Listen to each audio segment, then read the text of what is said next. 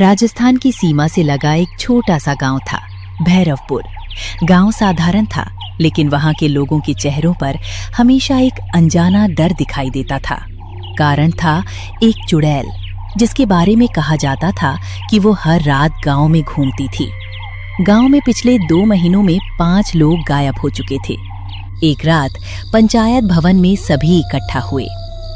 हम लोग कब तक यूं ही डर कर जीते रहेंगे? 5 लोग गायब हो चुके हैं और हर रात कोई न कोई अपनी मौत का इंतजार करता है। सरपंच जी, मैंने अपनी आंखों से उसे देखा है। उसके पैर उल्टे थे और बाल जमीन पर घिसट रहे थे। मैं कसम खाकर कहता हूँ कि वो इंसान नहीं थी। कल रात मेरे घर के बाहर भी किसी औरत की रोने की आवाज आई थी। अगर मैं दरवाजा खोल देता तो शायद आज यहाँ बैठा होता। उसी समय पुजारी हरिदास गहरी सोच में डूबे हुए थे। मेरे दादा एक ऐसी ही चुड़ैल की कहानी सुनाया करते थे। उन्होंने बताया था कि कुछ गांवों में लोग अपने दरवाजे पर "ओ चुड़ैल, कल आना" लिख देते थे। चुड़ैल उसे पढ़कर अगले दिन आने के लिए लौट जाती थी। कमरे में अचानक सन्नाटा छा गया। अगर सच में ऐसा होता है तो हमें आज ही पूरे गांव में लिखवा देना चाहिए। गणपत को भी ये उपाय पसंद आया। उसी रात गांव के हर घर के दरवाजे पर बड़े बड़े अक्षरों में लिखा गया, "ओ चुड़ैल, कल आना"। गांव वालों को पहली बार लगा कि शायद अब वे सुरक्षित हैं, लेकिन उन्हें नहीं पता था कि असली भय अभी शुरू होना बाकी था। अगली रात पूरे गांव में अजीब शांति थी। तभी उसके घर के बाहर किसी के कदमों की आवाज आई। कोई दरवाजे के पास आकर खड़ा हो गया। रामलाल का गला सूख गया।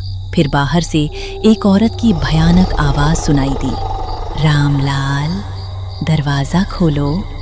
रामलाल के शरीर में सिहरन दौड़ गई। फिर अचानक आवाज बंद हो गई।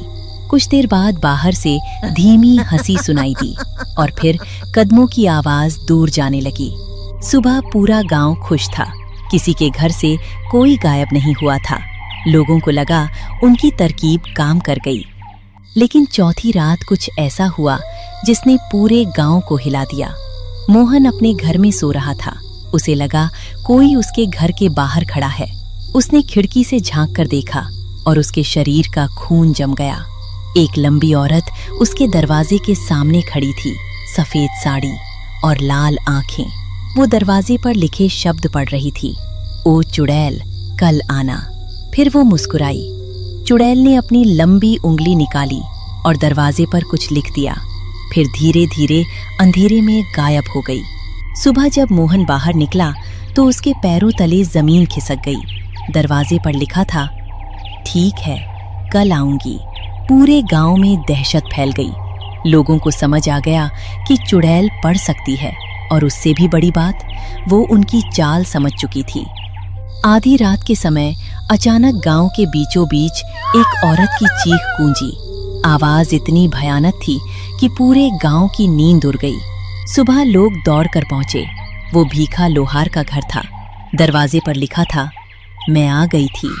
अब गांव वालों को समझ आ गया था कि चुड़ैल खेल खेल रही है और ये खेल बेहद खतरनाक था। एक रात गणपत, हरिदास, रामलाल और मोहन मंदिर में इकट्ठा हुए। अगर हमने जल्दी कुछ नहीं किया तो पूरा गांव खत्म हो जाएगा। वो हमारी हर बात जानती है। ऐसा लगता है जैसे वो हमें देख रही हो। मुझे लगता है ये कोई साधारण चुड़ैल नहीं है। हरिदास काफी देर तक चुप बैठे रहे। फिर उन्होंने कहा, मुझे लगता है कि उसका संबंध पुराने बरगद से है। गांव के बाहर एक विशाल बरगद का पेड़ था। वही पेड़ जिसके नीचे वर्षों पहले एक औरत को जिंदा जला दिया गया था। लोगों का मानना था कि वो औरत डायन थी। सभी के चेहरों का रंग उड़ गया। अगली रात सरपंच गणपत, पुजारी हरिदास, रामलाल और मोहन बरगद की ओर निकल पड़े। जब वे बरगद के पास पहुंचे तो अचानक चारों तरफ की हवा बर्फ जैसी ठंडी हो गई। तभी मोहन की नजर जमीन पर पड़ी। देखो, यहाँ कुछ लिखा हुआ है। मिट्टी पर किसी ने उंगलियों से लिखा था, "तुम लोग मुझे ढूंढ रहे हो"। चारों की रीढ़ में सिहरन दौड़ गई। अचानक बरगद के ऊपर से एक औरत की डरावनी हंसी गूंज उठी। चारों ने ऊपर देखा। बरगद की एक मोटी शाखा पर चुड़ैल उल्टी लटकी हुई थी। चेहरे पर सड़ी हुई चमड़ी लटक रही थी और उसके होठों पर वही भयानक, हे भगवान, यही है वो। तो तुम लोग मुझे मारने आए हो। उसकी आवाज इंसान और जानवर के बीच की किसी चीज जैसी लग रही थी। तूने गांव के लोगों को क्यों मारा? चुड़ैल कुछ सेकंड चुप रही, फिर उसकी आंखों में नफरत भर गई। क्योंकि तुम्हारे गांव ने मुझे जिंदा जलाया था। उन्होंने देखा, करीब 50 साल पहले गांव वालों ने एक औरत को डायन समझकर इसी बरगद के नीचे बांध दिया था, बिना किसी सबूत के। उस पर मिट्टी का तेल डाला और आग लगा दी। वो औरत चीखती रही, रहमत मांगती रही, लेकिन किसी ने उसकी बात नहीं सुनी। जलते हुए उसने आखिरी बार कहा था, मैं लौटूंगी और तुम सबके वंश को खत्म कर दूंगी। चारों के शरीर से पसीना बहने लगा। तो गांव वालों ने गलती की थी? गलती? उन्होंने मुझे जिंदा जलाया, मेरी चीखों पर हंसे, और अब तुम चाहते हो कि मैं उन्हें माफ कर दूं? अचानक उसकी आंखें खून जैसी लाल हो गईं। हरिदास मंत्र पढ़ने लगे, लेकिन चुड़ैल की शक्ति बहुत ज्यादा थी। मोहन हवा में लटका हुआ तड़प रहा था। बचाओ, बचाओ, मुझे नीचे उतारो, बचाओ। आज एक और शिकार मिलेगा। तभी हरिदास को अचानक अपने दादा की एक पुरानी बात याद आई। उनके दादा कहते थे, जिस आत्मा का बदला अधूरा हो, उसकी शक्ति उसके मृत्यु स्थल से जुड़ी होती है। हरिदास की नजर बरगद के तने पर गई और उन्होंने कुछ अजीब देखा। तने के बीचों बीच एक काला निशान बना हुआ था, बिल्कुल उसी जगह जहां कभी उस औरत को बांधा गया था। गणपत, वही उसकी कमजोरी है। कौन सी? तने पर बना निशान, उसकी आत्मा उसी से बंधी हुई है। चुड़ैल ये सुनकर अचानक क्रोधित हो गई। उसकी हंसी गायब हो गई। पहली बार उसके चेहरे पर डर दिखाई दिया। गणपत और रामलाल मशाल लेकर तने की तरफ दौड़ पड़े। चुड़ैल चीख उठी। बरगद की जटाएं उनकी ओर बढ़ीं, लेकिन इस बार गांव वाले पीछे नहीं हटे। रामलाल ने मशाल पूरी ताकत से तने के उस निशान पर दे मारी। अचानक पूरा बरगद कांप उठा। चुड़ैल की चीख आसमान में गूंज गई। धरती कांपने लगी, पेड़ की शाखाएं टूटने लगीं, लेकिन चुड़ैल अभी भी खत्म नहीं हुई थी। वो पहले से भी ज्यादा डरावनी बन चुकी थी। उसका शरीर धुएं में बदलने लगा। अगर मैं मरूंगी तो तुम सबको साथ लेकर जाऊंगी। अचानक पूरा बरगद काले धुएं से भर गया। चारों तरफ अंधेरा छा गया, किसी को कुछ दिखाई नहीं दे रहा था।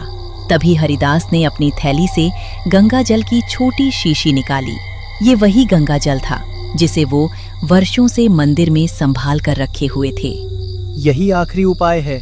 उन्होंने पूरी शक्ति से गंगा जल चुड़ैल की ओर फेंक दिया। जैसे ही गंगा जल उसके शरीर पर पड़ा, चुड़ैल की भयानक चीख निकली। उसका शरीर जलने लगा। धुएं के बीच उसका चेहरा विकृत होने लगा। नहीं, नहीं, ये नहीं हो सकता। लेकिन गंगा जल लगातार अपना असर दिखा रहा था। बरगद का काला निशान चमकने लगा। अचानक चुड़ैल के शरीर में दरारें पड़ने लगीं। उसकी लाल आंखें बुझने लगीं और अगले ही पल पूरा बरगद बीच से फट गया। एक तेज प्रकाश निकला और चुड़ैल धुएं में बदलकर हमेशा के लिए गायब हो गई। कुछ सेकंड तक चारों तरफ सन्नाटा छाया रहा। फिर हवा सामान्य होने लगी। ठंड खत्म हो गई, सड़ांध गायब हो गई और वर्षों बाद उस जगह पर पहली बार शांति महसूस हुई। अगली सुबह गांव वालों ने देखा कि बरगद का विशाल पेड़ आधा टूट चुका था और सबसे अजीब बात, सभी घरों के दरवाजों पर लिखे शब्द गायब हो चुके थे। लेकिन जाते जाते चुड़ैल एक आखिरी निशानी छोड़ गई थी। बरगद के टूटे हुए तने पर जले हुए अक्षरों में एक वाक्य लिखा हुआ था, धोखा तुमने दिया था, बदला मैंने लिया। उसके नीचे एक लंबी खरोंच बनी हुई थी, जिसे देखकर आज भी गांव वाले कांप उठते हैं। गांव के बुजुर्ग आज भी एक चेतावनी देते हैं, कभी किसी बेगुनाह पर झूठा आरोप मत लगाना, क्योंकि अन्याय से पैदा हुआ श्राप कई पीढ़ियों तक पीछा करता है।